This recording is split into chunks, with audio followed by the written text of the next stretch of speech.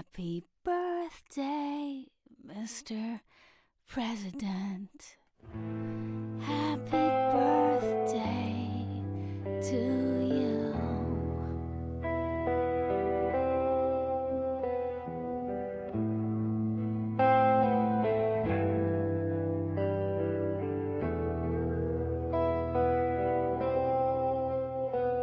He asked a question softer than rain,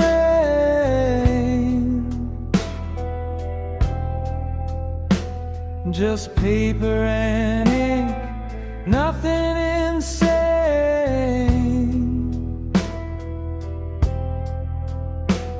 But the sky went rigid, the clocks froze dead, because truth gets loud inside their head.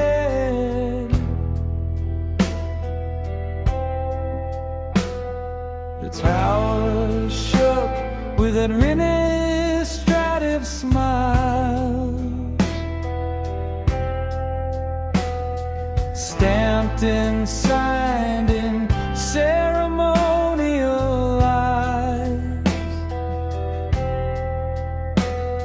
A simple doubt, a human sound, turned into treason when truth came round.